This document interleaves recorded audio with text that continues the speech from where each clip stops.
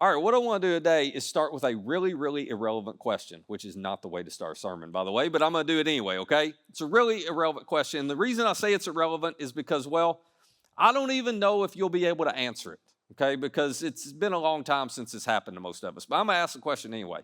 The question is simply, when's the last time you were lost? See, it's irrelevant because now we have navigation apps. So for those of you who are under 40, here's what I want to encourage you to do today.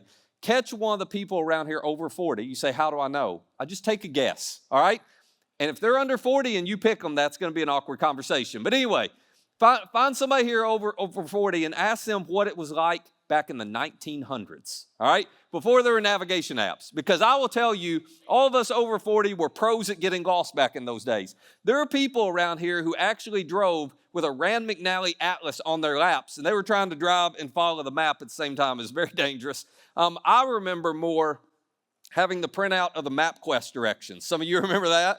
It's like, okay, that was also dangerous. But anyway, you don't get lost much anymore because you have navigation apps. But my wife and I are overachievers. So last night as I was reflecting on this, I thought, you know what? My wife and I actually just got ourselves lost not too long ago. I will tell you this story. So it was not in a car. We were in a national park. You know, there's not much cell service in a national park. And we love hiking. We enjoy doing a lot of that stuff. We don't care how strenuous it is. We'll tackle whatever. So we had decided to hike this trail. I had forgotten to download all the trail maps on my phone before we got into the park and lost reception. But it shouldn't be a big deal. There are maps there, and we had maps there, and we had, there's signs and everything. So I wasn't really worried about it. So we go to this place. We go early in the morning because it's a popular trail, and it's just about a 2-mile hike to this abandoned gold mine, okay? So we're like, all right. So we park and get ourselves ready and grab the backpack and all that. And I'm not going to tell you which one of us picked the trailhead, but it wasn't me. My wife said, hey, right here's where we go. And I just, as I always do, I just listened to what she said and followed. That's how you have a great marriage. So anyway, she might refute that. Don't ask her. So anyway, I just followed her along. We took off on this trail. It was a moderate difficulty. It wasn't a big deal. It's 2 miles. And we had a lot of trails we wanted to hit, so we are clipping it at a really good pace, like a really, really good pace. And we're going and going. We hit the mile mark, no big deal. We hit the second mile mark, and we don't see a gold mine anywhere, an abandoned mine. We're like, well, that's odd, but I'm tracking on my watch, and maybe it's not exactly accurate. So we keep going 2.5 miles. We hit the 3-mile mark. We still haven't seen it. And one of the things we notice is this trail is getting extremely difficult. Like, I don't want to be dramatic about it, but it was significant elevation change in the wrong direction for us. We're headed up, up, up, and we're getting in the mountains, and there's, the trail's getting more difficult, and we're still clipping at the same pace, and we're wondering, well, what have we done wrong? What have we done wrong? I don't know. Maybe we just misunderstood something. So we keep going. And it gets to the point we hit 4 miles, we still hadn't seen the mine. At which point you're like, I know what you're thinking. You're like, what, the 2-mile mark, why didn't you turn around? Because we're stubborn. That's why. I'm just being honest. Like, we kept looking at each other, 2 mile, 3 mile, 4 mile, you want to turn around? And we're like, no, we're going to find this mine. We don't care what, you're thinking, well, what if it wasn't on the trail? Yeah, we didn't think that. We were just going to keep going. So we just kept on, and you're wondering, why didn't you look at a map? Well, because I said, hey, let me grab the map from the park out of my backpack, and she was like, oh, I don't think I put that in your backpack. So we're completely blind, okay? We're completely blind. But we're too stubborn to stop. So we keep going. We begin eventually to see people, like, no joke. These are the first times we've seen people. And we're headed straight up this mountain. First time we're seeing people. They are all coming down the mountain. None of them are breathing hard. None of them seem like they have broken a sweat. We have definitely broken a sweat. I have removed layers. Like, it's been a hike. And so I decide I'm just going to check. So first couple I meet, we only met like 3 couples. First couple I meet, I'm like, hey, how far are we from the gold mine? And they looked at me with the strangest look. And they said, well, you'll see it eventually, which is not encouraging, but they didn't tell us anything else. Just, you'll see it eventually. We're like, okay, we're going to keep going. Meet the second couple. How close are we to the gold? They're like, the second couple's like, you get up over the hill, which was the top of the mountain, and you'll see it. And we're like, that was an odd response. But nobody's telling us anything like turn around or, hey, here's what you got in front of you.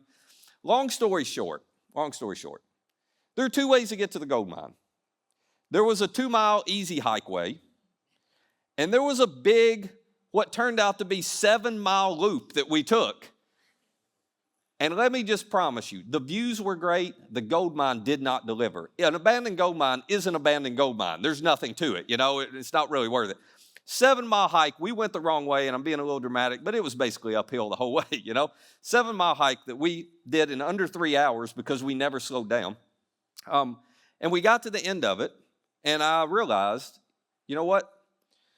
We are really stubborn, and we are really persistent. We are not really smart, which y'all already knew probably, but we just discovered that, And part of the reason we weren't smart is because we hiked so far down this trail, confident we were doing the right thing, when we were going the wrong way the whole time.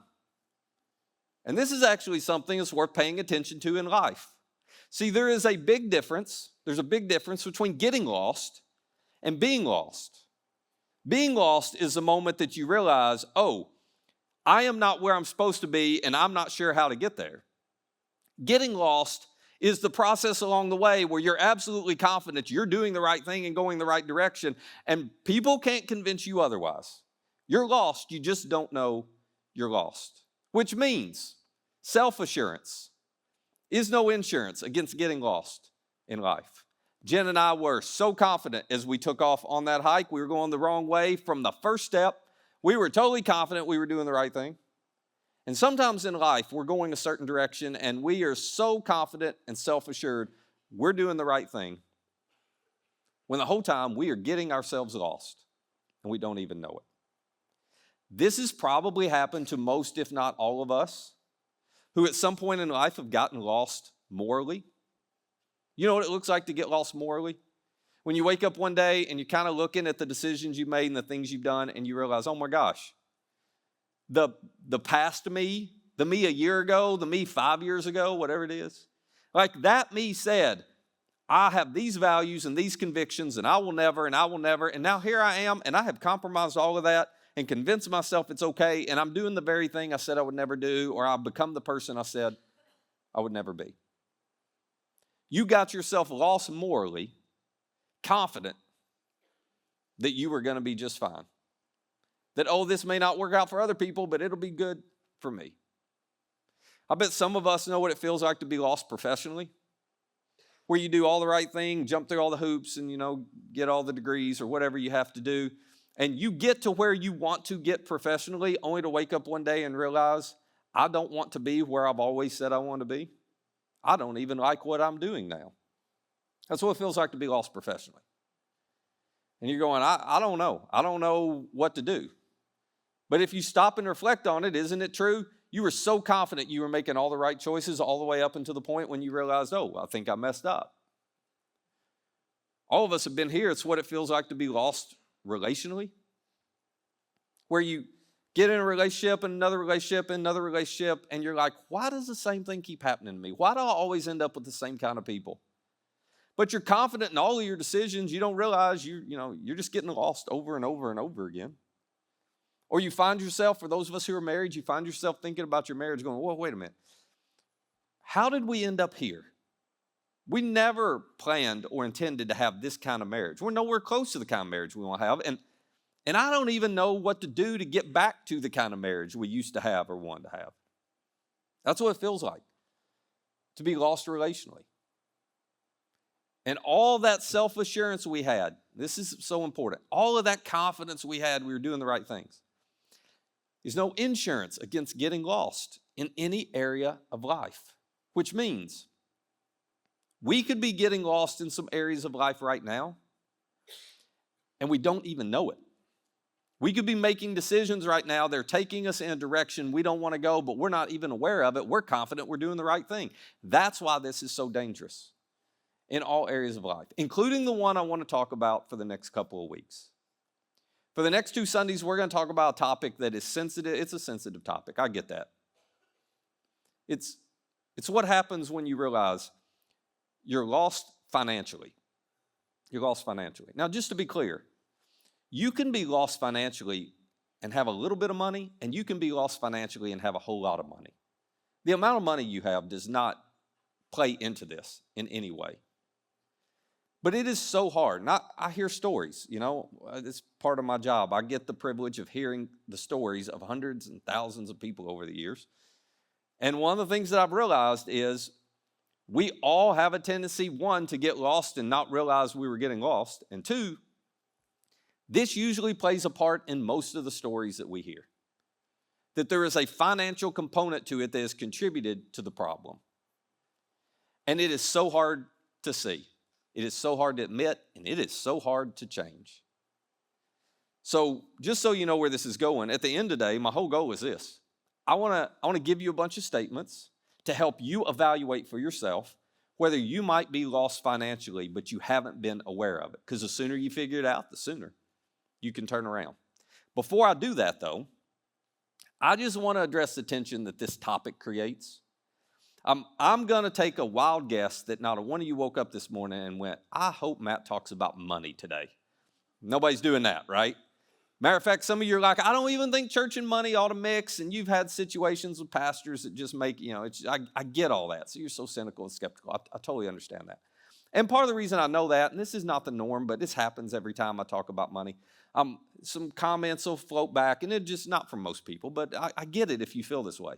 Comments will float back, and I thought, you know what, instead of you having to say the thing that's about to pop in your mind, that's already popped in your mind, I'm just going to say it for you, okay?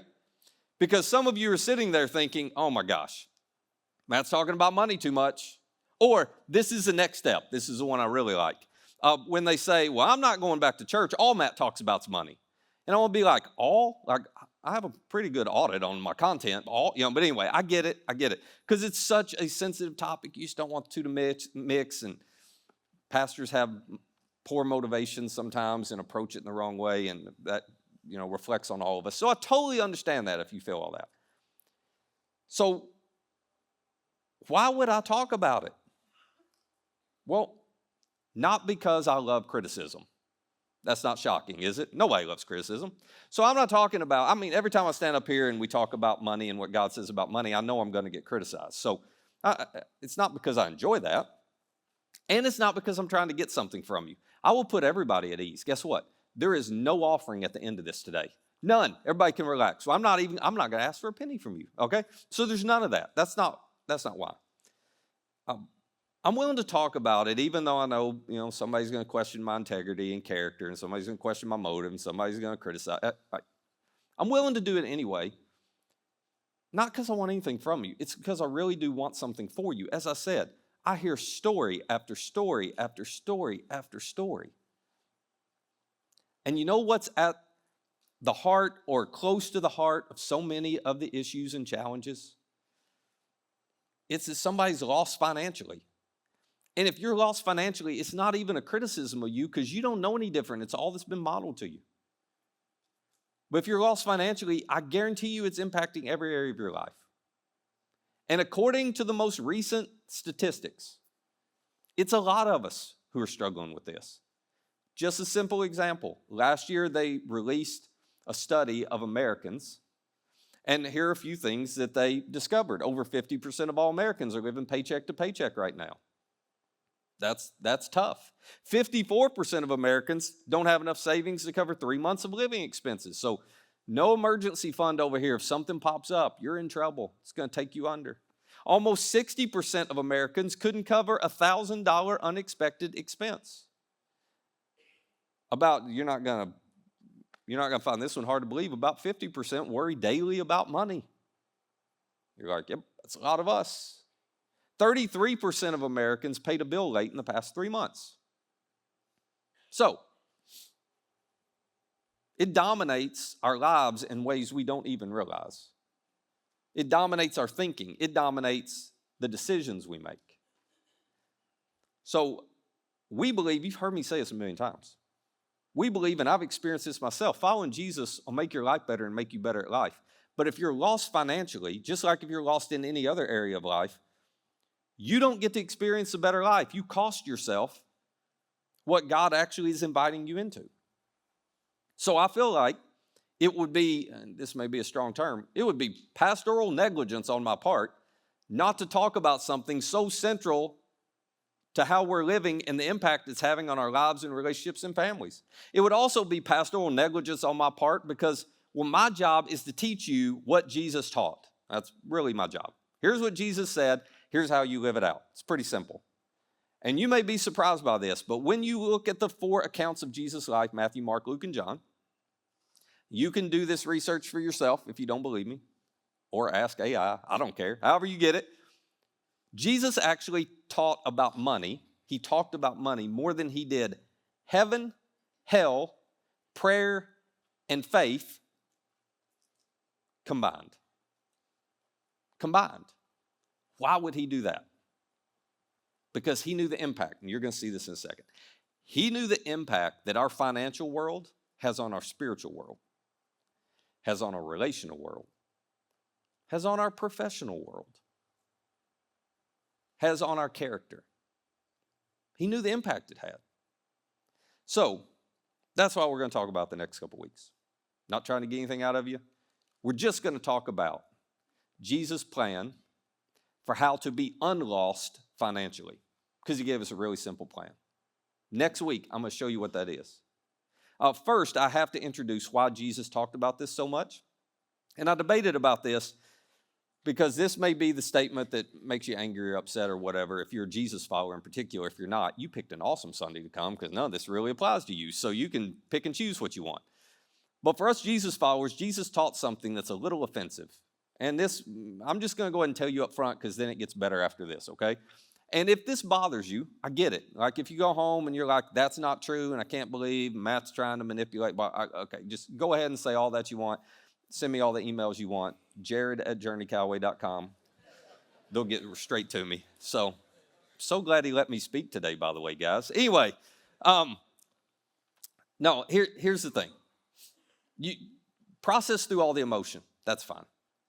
But what I would encourage you to do is once you process through all the emotion, go back and reflect on this. Because this might be the thing that's holding up your relationship with God and you've never been able to put your finger on it. Here's what Jesus taught over and over and over again to his followers, not to everybody, to his followers. He said this. He said that you cannot fully follow Jesus and be lost financially. And none of us like this because we want to take our money and our possessions and put it over here and act like it doesn't have a significant impact on the rest of our lives, and particularly our spiritual life. Because it's a lot more comfortable if you can separate these two. But Jesus did not allow us to separate them. He actually said they were intertwined. They were interdependent. It is impossible to fully follow Jesus and be lost financially. It is as impossible as if I stand up here right now and tell you how much I love Jesus and look you in the eye and say, but I hate you and I can't stand you. You would say, nope, those two things are impossible. That can't both be true. You're right. In the same way, Jesus said, it cannot be true that you are lost financially in some way and you are fully devoted and surrendered to me. It can't be true, which makes all of us uncomfortable because we want to keep the spiritual and the material separated as much as possible. Why would Jesus say you can't do that? Well, in his most famous teaching, we call it the Sermon on the Mount. You've all heard parts of this teaching, whether you're a Jesus follower or not, because some of this has become part of common cultural phrases. Right in the middle of this teaching, he addressed his approach and his perspective on our money and possessions. And I'm going to read it all to you. He talked about, hey, you shouldn't store up treasure on earth because you'll lose it all. You should store up treasure in heaven. I'm not even going to talk to you about that part. But the reason he taught all of that is because this is what he knew to be true. He said this, for where your treasure is, there your heart will be also. In other words, Jesus talked about money more than heaven, hell, prayer, and faith combined because Jesus knew that where my money goes, my heart follows, that they're interconnected, that wherever I put my money, I can't keep my heart from not getting dragged along behind it, and I start caring about, having desires for, being passionate about the things where my money and my possessions are. He goes on to say this, no one can serve two masters. Either you're going to hate the one, you're going to love the other, you're going to be devoted to one, despise the other. And then he makes this really odd statement. You cannot serve both God and money. In other words, Jesus is insinuating, I am aware that God's chief competitor for your heart is your money. Now, this is actually encouraging in a way because you know what this indicates? It indicates for us exactly what Jesus cares about most. And what Jesus wants most from you is not your money. Let me just remind you, by the way, if you believe Jesus is who he said he was and he wanted your money, he doesn't have to ask your permission. He's got enough power just to take it all, okay? So if he wanted, he would get it. That's not what he's after. What Jesus cares about most is your heart and my heart. In other words, for us to be in a relationship with him where there is such deep trust that we are fully committed and surrendered to him as he is fully committed to us, and there is a trust there that makes the relationship so personal. That's what matters. And so, because of that, he says, I know wherever your money goes, your heart's going to follow, so you can't be lost financially and be fully surrendered and committed to me. You can't be lost financially and have a relationship with me that is that personal. There's no way you can give me your whole heart if you're ignoring what I say about money. Because where your money goes, your heart follows. So here's what I want to do as we wrap up. I'm going to read a bunch of statements. I'm going to do it really fast. I'm going to read a bunch of statements that give you an opportunity to self-evaluate and me an opportunity to self-evaluate. Because if any of these statements are true about you, you just might be lost financially, but not even know it because you're so confident and self-assured right now that you're doing things the way you ought to do things.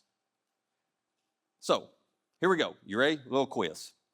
If you spend more than you make in a year, if you don't know if you're spending more than you make in a year, or this is for some of you, if you don't care that you're spending more than you make in a year, okay, you could be lost financially. Probably are. If you owe more on your car than your car is worth, that's called being upside down on your car. You just might be lost financially. This is a little more personal. If you carry credit card debt from month to month, or paying the monthly minimum on your credit card is normal, or if you think paying the monthly minimum on your credit card is good financial planning, it's a little tongue-in-cheek, but the reality is, listen, this is not a criticism because some of you, most of us, we just do what's been modeled for us. So some of you don't know any better. You don't know any different because you're just doing what you grew up watching, what's been modeled for you. Nobody's taught you a better way. That's okay. But now you can find out a better way. We talked about this one earlier, but if you live paycheck to paycheck, if you don't have enough money or savings to cover a $1,000 unexpected expense, if you don't have enough saved to cover 3 months of operating expenses, if you're not adequately saving for future retirement, you might be lost. If you don't know how much debt you have, you're like, I have no idea. If you have no method of tracking where your money goes, you're like, I don't know what I spent it on month to month. I have no idea where it went. If you're making financial decisions that you hope others don't discover, if you're making financial decisions you hope the IRS doesn't discover, I hope you love orange or pinstripes because that's where you're headed on that one. This is where it really gets personal. If you worry often about money, doesn't matter if you have a little or a lot. For those of you who have a little, you think when you have a lot, you will not worry about money. I can introduce you to people who have a lot and they worry about their money all the time. If you worry about money. For those of you who are in a long-term relationship, you're married, if you fight frequently about money, or if you don't talk with your spouse about money, we just don't even talk about it. We don't. Every time we do, it ends up in a fight, so we don't even talk about it. You may be lost. Probably are. If you and your spouse have two different financial plans, you just do your deal and I'll just do my deal because, again, we don't want to fight and we can't talk about it. So you do your deal, I'll do my deal. If you and your spouse view money as yours and mine and not ours, and then to Jesus' perspective, if you see yourself as the owner and not the manager of your money and possessions, because Jesus said you can't be unlost financially until you realize you're not an owner, until you treat everything like you're here to manage it, to steward it well. If you don't prioritize giving a percentage of your income away, because this is what Jesus said was his top priority. If you want to learn to manage it well, you got to learn to be generous. You might be lost financially. And here's why I'm willing to bring this up, even though it makes people uncomfortable, and I hear the stuff. Because I know this, and I don't have to convince you of this, you know this. If you are lost financially, you don't have peace. And peace is actually what you really want to have. You don't have financial freedom. If God taps you on the heart and says, hey, I want you to go do this, you don't necessarily have the freedom financially to be able to go and do what God's purpose for you is. It's costing you connection if you're lost financially. Do I need to make a case for that? When you're lost financially, does it have an impact on the relationships with the people closest to you? Of course, all that worry does. You're losing contentment. Not ambition. You can have all the ambition in the world and still be content, but you've lost contentment. You don't have any joy because generosity generates joy in the human heart. Greed never does. And most of all, if you're lost financially, you're missing out on the opportunity to experience God's faithfulness, His goodness, His love, His power, His presence in your life in ways you can't experience any other way. And if you're not following God's approach and plan for your finances, I know that you're like, I don't even buy that. I get that. And there's no way for me to convince you without you just trying it. But there are some things about God, I'm just telling you from experience, there's some things about God that you cannot learn or know about Him or experience with Him in any other way than surrendering your money and possessions to Him. But our money and possessions are usually the last thing we're willing to surrender. Which is why Jesus said, you can't follow me fully and be lost financially. Because where your money goes, it drags your heart away from me and towards that. So, here's what I want to invite you to do. This week, do a little self-evaluation. If some of these are true for you, just start thinking about it. Maybe you're lost, but you've been confident you were good, and you need to have enough self-awareness to acknowledge it. And then I want to invite you to take a second step, which is to have an honest conversation about it with somebody you trust. Why? Because when one of your friends gets lost in an area of life, you typically know it before they do, don't you? And I bet somebody you trust sees you're getting lost, even though you're not aware of it. And they might have a really healthy perspective to help you. If you're lost, you can't get unlost until you're aware you're lost. So be honest with yourself. Be honest with yourself. And let's figure out if there aren't some changes we need to make so that we can experience the better life that God invites us to live. Some changes we can make that'll help us experience the peace, connection, contentment, freedom, and joy that we all want. Let me pray for us.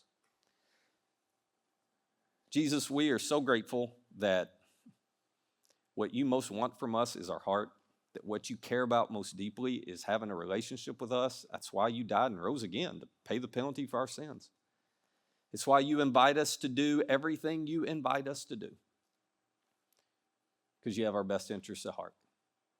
So help us to be aware this week as we're evaluating if maybe we've gotten lost but don't yet know we're lost. Help us to see it. Help us to have the courage to have some honest conversations with ourselves, with somebody we trust.